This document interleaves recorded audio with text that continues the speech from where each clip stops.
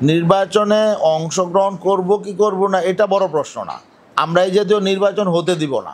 বিএনপির ব্যাপারে তাদের হয়তো ভয় আছে, আতঙ্ক আছে, বিএনপির চাপ আছে, এই জন্য হয়তো তারা এজেন্ডাটা আনে নাই। আমরা জোট করব না, জনপ্রত্যাশার আলোকে আমরা একটা নির্বাচনী সমঝোতা করব। ফেনী একটা আলোচিত জেলা, কোনো রাজনৈতিক দলের সাথে যৌথ প্রেস ব্রিফিং কিন্তু এই পর্যন্ত বাংলাদেশে কখনো হয় নাই। প্রিয় দর্শক, আসসালামু আলাইকুম। আগামী ফেব্রুয়ারির মধ্যেই জাতীয় সংসদ নির্বাচন অনুষ্ঠিত হবে বলে জানিয়েছেন প্রধান উপদেষ্টা। এরপরই বাংলাদেশের রাজনৈতিক অঙ্গনেই শুরু হয়েছে নানা আলোচনা। আমরা আজকে সেই জাতীয় নির্বাচন সহ সমসাময়িক বাংলাদেশের বিভিন্ন বিষয় নিয়ে কথা বলবো। আমাদের সাথে রয়েছেন ইসলামী আন্দোলন বাংলাদেশের সিনিয়র যুগ্ম মহাসচিব গাজী আতাউর রহমান। আমরা সরাসরি গাজী আতাউর রহমান সাহেবের সাথে কথা বলবো। আপনাকে প্রথমে আমাদের অনুষ্ঠানে স্বাগত জানাচ্ছি। এবং প্রধান উপদেষ্টা সাহেব বলেছেন যে আগামী বছরের ফেব্রুয়ারি মাসের মধ্যেই জাতীয় সংসদ নির্বাচন অনুষ্ঠিত হবে। তো সেক্ষেত্রে আপনারা কি ওই নির্বাচন যদি হয় ফেব্রুয়ারি মাসে আপনারা অংশগ্রহণ করবেন কিনা? এখানে প্রধান উপদেষ্টা বলেছেন যে রমজানের আগে ফেব্রুয়ারির মাঝামাঝি বা ফেব্রুয়ারির প্রথমার্ধে নির্বাচন হবে। তো আমরা আসলে নির্বাচনের জন্য এই তো আমরা ইসলামী আন্দোলন দীর্ঘদিন যাবৎ প্রস্তুতি নিচ্ছি। অতীতেও নির্বাচন করেছি, আমরা একটা নির্বাচনমুখী দল। তো আমরা প্রধান উপদেষ্টার এই ঘোষণাটাকে স্বাগত জানাতে পারি নাই। কারণ হলো যে আমরা ভেবেছিলাম যে তিনি তার কথা অনুযায়ী আগে সংস্কার করবেন এবং গণহত্যার বিচার প্রক্রিয়াটা দৃশ্যমান করবেন এবং নির্বাচনের জন্য একটা লেভেল প্লেয়িং ফিল্ড তৈরি করবেন, পরিবেশ তৈরি করবেন এবং জুলাই সনদ এটা নিশ্চিত করবেন। সকল রাজনৈতিক দলগুলোকে নিয়ে জুলাই সনদে স্বাক্ষর হবে, আইনি ভিত্তি হবে, তারপরে তিনি একটা নির্বাচনের টাইম ফ্রেম ঘোষণা করবেন। তো জুলাই সনদের কার্যক্রমটা চলমান। রাজনৈতিক দলগুলো প্রায় 2 মাস যাবৎ একাধারে ঐক্যমত্য কমিশনের সঙ্গে আলোচনা চালিয়ে যাচ্ছে। এর মাঝখানে তিনি এই জুলাই সনদের বিষয়টাকে নিশ্চিত না করেই নির্বাচনের ঘোষণা দিয়ে দিলেন। এটা আমাদের কাছে প্রত্যাশিত ছিল না। নির্বাচন অবশ্যই একটা প্রত্যাশিত বিষয়। আমরা নির্বাচন চাই, এদেশের মানুষ নির্বাচন চায়। কেমন নির্বাচন? অতীতে তো অনেক নির্বাচন হয়েছে। আমরা যেন তেন নির্বাচন চাই না। যে নির্বাচন সংকট আরও ঘনীভূত করবে, সংকট আরও বিভিন্ন মাত্রায় যুক্ত করবে, এই জাতীয় নির্বাচন তো আমরা চাই না। আমরা নির্বাচন চাই যেই নির্বাচনের জন্য মানুষ জীবন দিয়েছে, রক্ত দিয়েছে, অভ্যুত্থান হয়েছে, একটা সুষ্ঠু নিরপেক্ষ নির্বাচন, যে নির্বাচনের মধ্য দিয়ে মানুষের প্রত্যাশা পূরণ হবে, নতুন দেশ বিনির্মিত হবে। আমরা এই জাতীয় একটা নির্বাচন চেয়েছিলাম। তা এই জন্যে আমরা নির্বাচনের টাইমটা নিয়ে অতটা আমাদের কনসার্ন না। যে কোনো সময় নির্বাচন হতে পারে। সেই নির্বাচন ডিসেম্বরও হতে পারত বা 2-1 মাস এদিক সেদিক হতে পারত, সেটা বড় বিষয় না। বড় বিষয় হলো যে নির্বাচনের জন্যে যে পূর্ব শর্তগুলো আছে এগুলো সঠিকভাবে উনি যেভাবে ওয়াদা করেছিলেন সেটা হচ্ছে কিনা, এটা হলো দেখার বিষয়। আমরা দেখছি যে সেটা হচ্ছে না। আপনারা তো ইসলামী আন্দোলনের পক্ষ থেকে বারবারই পিআর পদ্ধতিতে নির্বাচনের কথা বলছেন। সেক্ষেত্রে ফেব্রুয়ারিতে যদি পিআর পদ্ধতিতে নির্বাচন না হয় আপনারা ওই নির্বাচনে যাবেন কিনা? আর নির্বাচনে যাওয়া না যাওয়ার এটা চট করে এখন বলা যাবে না। একটা রাজনৈতিক দল এখানে নির্বাচনে যাওয়া না যাওয়ার বিষয়টা হলো একটা চূড়ান্ত বিষয়। চূড়ান্ত কথা বলার সময় এখনো হয় নাই। এখানে পরিবেশের উপর নির্ভর করবে। আপনি তো প্রধান উপদেষ্টার সাথে বিভিন্ন আলোচনার অংশগ্রহণ করেন, তো সেক্ষেত্রে আপনি কি বুঝছেন যে আগামী নির্বাচন কি পিআর পদ্ধতিতে দেওয়ার আশঙ্কা আছে? না, পিআর এটা শুধু আমাদের দাবি না, এটা জনগণের দাবি এবং এটা আমরা মনে করছি যে এই বৈষম্য বিরোধী আন্দোলন থেকে এখানে ফেসিবাদ বিরোধী এক দফার আন্দোলনের মধ্য দিয়ে আমরা যে অভ্যুত্থানটা ঘটাইলাম এবং এখানে পিআর হইলে এই যে আমাদের নির্বাচন কেন্দ্রিক যে বৈষম্য, সংঘাত, সহিংসতা, এটা হবে না। এই জন্য এই পিআর হইল, আমরা মনে করছি যে বাংলাদেশে বর্তমানে পিআর ছাড়া নির্বাচনী সংঘাত, সহিংসতা, কালো টাকা এবং পেশিশক্তির প্রভাব থেকে বেরিয়ে আসা কোনো আসলে ওয়ে নাই। এই জন্য আমরা পিআরটা মনে করছি যে হ্যাঁ, পিআর যে এখানে এটা একটা বাস্তবতা, এটা কিন্তু তারা স্বীকার করেছে। এবং সংস্কার কমিশন, ঐক্যমত্য কমিশন, তারা কিন্তু উচ্চ কক্ষে পিআরের ব্যাপারে তাদের সিদ্ধান্ত দিয়েছে।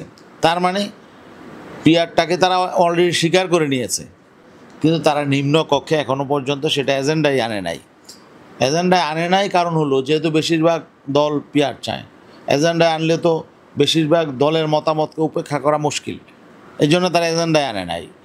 আমরা মনে করছি যে এখানে বড় দল হিসাবে বিএনপির ব্যাপারে তাদের হয়তো ভয় আছে, আতঙ্ক আছে, বিএনপির চাপ আছে, এই জন্য হয়তো তারা এজেন্ডাটা আনে নাই। এই জন্য আমরা মনে করছি যদি এজেন্ডা নিয়ে এখানে ঐক্যমত্য কমিশনে পিআর নিয়ে কথা হয়, তাহলে অধিকাংশ দল পিআরের পক্ষে যাবে এবং পিআর পদ্ধতিতেই নির্বাচনটা হওয়া উচিত আমরা মনে করছি।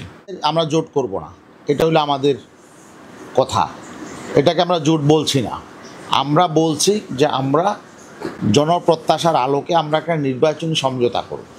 এখানে জুলাই 24-এর এই জুলাই অভ্যুত্থানে মানুষের মধ্যে একটা প্রত্যাশা জেগে উঠেছে যে মানুষ বিকল্প শক্তি চায়। বিগত দিনে যারা রাষ্ট্র পরিচালনা করেছে তাদেরকে মানুষ আর সামনে ক্ষমতায় দেখতে চায় না। আর বিকল্প শক্তি হলো ইসলামী শক্তি। আর ইসলামী শক্তিগুলো এককভাবে কোনো একটি ইসলামী সংগঠনের বর্তমান বাস্তবতায় আসলে নির্বাচনে বিজয়ী হওয়াটা কঠিন। এই জন্য মানুষ মনে করছে সকল ইসলামী সংগঠনগুলো ঐক্যবদ্ধভাবে নির্বাচনে আসা উচিত, এটা হলো রিয়েলিটি। হ্যাঁ, তবে যেহেতু ইসলামী সংগঠনগুলোর মধ্যে বিভিন্ন মত পথের পার্থক্য আছে, এই জন্যে আমরা এটাকে এখানে ঐক্যবদ্ধ বা জোট গঠনের ক্ষেত্রে কিছু জটিলতা হবে, সেই জটিলতা আমরা যাব না। এবং আমরা মনে করছি এটাই হবে আগামী নির্বাচনে সবচেয়ে বড় শক্তি। আমরা এই বিষয়টা ক্লিয়ার করার চেষ্টা করছি যে আমরা এখানে জোট করব না এই জন্যেই যে জোটের নানাবিধ সমস্যা থাকে। 5টা দল নিয়ে জোট করলাম, যখন একটা দল এখান থেকে যে কোনো কারণেই হোক তারা সরে গেল, তখন একটা রিউমার ছড়ানো হবে জোট ভেঙে গেছে। আমরা এমন একটা ঐক্য করব যাতে নাকি এখানে মানুষের মধ্যে জনমতে এটার কোনো নেগেটিভ ইম্প্যাক্ট কেউ ফেলাইতে পারবে না।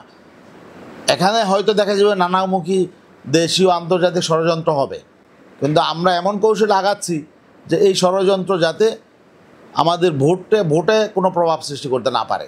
এই জন্য আমরা সকল ইসলামী শক্তি এবং দেশপ্রেমিক শক্তি আমরা সেটা নির্বাচনের মাঠে আমরা সমঝোতা করব, আসনভিত্তিক সমঝোতা করব। কিভাবে? আমরা এখন সকল ইসলামী সংগঠনগুলো বলছি তারা প্রার্থী মাঠে দেবে, তখন সকলের প্রার্থী যেখানে যার অবস্থা ভালো সেখানে আমরা তাকে ছাড় দিব এবং একটা মাঠে একটা কার্যকর একটা ঐক্য গড়ে উঠবে। প্রধান উপদেষ্টা তারেক জিয়ার সাথে বৈঠক করছে, বৈঠক হইতে পারে, বৈঠক সমস্যা নাই, কিন্তু বৈঠকের পরে যৌথ একটা ঘোষণা, এটা একটা সরকার একটা রাজনৈতিক দলের প্রতিনিধিদের সাথে যৌথ ঘোষণা করেছে, যৌথ প্রেস ব্রিফিং করেছে, এটা তারা ঠিক করে নাই।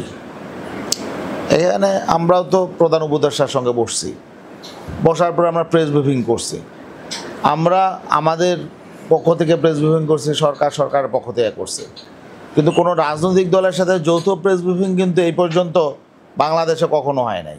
এখন তিনি দেশের বাইরে গিয়া এই তারেক রহমানের সাথে মিটিং কইরা সরকারের কর্তৃপক্ষ তারা যৌথ ব্রিফিং করছে, এতে করে ভিন্ন মেসেজ গেছে, এটা আসলে ঠিক হয় নাই। এতে করে তার নিরপেক্ষতা প্রশ্নবিদ্ধ হয়েছে। তারপরে আমরা যেটা দেখছি যে এখন বাংলাদেশের প্রশাসন অনেকটাই বিএনপি প্রভাবিত। বিভিন্ন জায়গায় আমরা দেখছি যে প্রশাসন মনে করছে যে বিএনপি ক্ষমতায় চলে আসবে, এমন একটা ভাব তাদের মধ্যে। আর আমাদের দেশে একটা প্রবণতা আছে যে প্রশাসন সবসময়ই ক্ষমতাসীনদের দ্বারা ব্যবহৃত হয় আর বিভিন্ন সুযোগ সুবিধা তারা নেয়ার চেষ্টা করে। তো এখন এই অন্তর্বর্তীকালীন সরকারের সময় প্রশাসন কোনো দলের পক্ষে থাকুক এটা আমরা চাই নাই এবং এটা আমরা প্রত্যাশা করি নাই। আমাদের জন্যে আমরা এই জন্যই বলছি যে লেভেল প্লেয়িং ফিল্ড তৈরি করতে হবে এবং নির্বাচনের সুষ্ঠু পরিবেশ তৈরি করতে হবে। এটা ছাড়া আসলে যেন তেন একটা নির্বাচন করে ফেলবে, নির্বাচনে অংশগ্রহণ করব কি করব না এটা বড় প্রশ্ন না। আমরা এই জাতীয় নির্বাচন হতে দিব না, কারণ আমরা তো জুলাই অভ্যুত্থানের স্টেক হোল্ডার। এখানে যেন তেন নির্বাচন করে কেউ ক্ষমতায় চলে যাবে, আবার একটা ফেসিবাদ কায়েম করবে, স্বৈরতন্ত্র কায়েম করবে, এই সুযোগ আমরা দিব না। ফেনী একটা আলোচিত জেলা। আমরা অতীতে দেখেছি আওয়ামী লীগের আমলে ফেনীর মানুষ একটা স্বাধীন দেশে পরাধীন অবস্থায় ছিল, কথাও ঠিকমতো বলতে পারতো না ভয়ে, আতঙ্কে। তো এখন এই জুলাই বিপ্লবের পরে তারা সারা দেশ যেমন মুক্ত হয়েছে, ফেনীও মুক্ত হয়েছে। এখন আবার যাতে নতুন কেউ ফেনীকে আবার অবরুদ্ধ করতে না পারে, এই জন্য আশা করি ফেনীবাসী সতর্ক থাকবে, সচেতন থাকবে এবং এখানে ফেনীবাসী তাদের জন্যে নিরাপদ কাউকে বেছে নেবে এবং ফেনীবাসী আগামীতে ভুল করবে না, সঠিক সিদ্ধান্ত তারা নেবে, এটা আমরা প্রত্যাশা করি। এবং এখানে আমরা তো বলবো যে ফেনীর মানুষ ধর্মপ্রাণ এবং এখানে বেশিরভাগ অনেক মানুষ আছে, এখানে প্রবাসী ফ্যামিলি বেশি, প্রবাসে অনেক বেশি আছে। এই জন্যে এদের নিরাপত্তা দরকার। এখানে ব্যবসায়ী শ্রেণী আছে, এদের নিরাপত্তা দরকার। যারা একটা নিরাপদ দেশ চায়, এখানে বড় সংকট হলো আমাদের এখানে এখন নতুন করে চাঁদাবাজির প্রবণতাটা বেড়ে গেছে, মানুষ অনিরাপদ হয়ে গেছে। তো চাঁদাবাজদের মোকাবেলা হবে আগামী নির্বাচনে। একটা শ্রেণী থাকবে চাঁদাবাজদের পক্ষে, আর আমরা তো একটা কথা বলি, যারা চাঁদাবাজি করে তারা যদি মানুষের কাছে ভোট চাইতে না আসতে পারে, এটা আমার মনে হয় এভাবে যদি আমরা সামাজিকভাবে এই বিষয়টাকে সামনে নিয়ে আসি, সাংবাদিক ভাইয়েরাও যদি ঐক্যবদ্ধ থাকে, যারা চাঁদাবাজি করছে তারা যদি কোনো ক্যান্ডিডেটের পক্ষে না থাকতে পারে। ফেনীর মানুষ আশা করি ইনশাল্লাহ সামনে এই যে একটা সুযোগ তৈরি হয়েছে দেশ গড়ে তোলার, নতুনভাবে আমাদের রাষ্ট্রকে গড়ে তোলার সুযোগ তৈরি হয়েছে, সুযোগ কাজে লাগাবে ইনশাল্লাহ।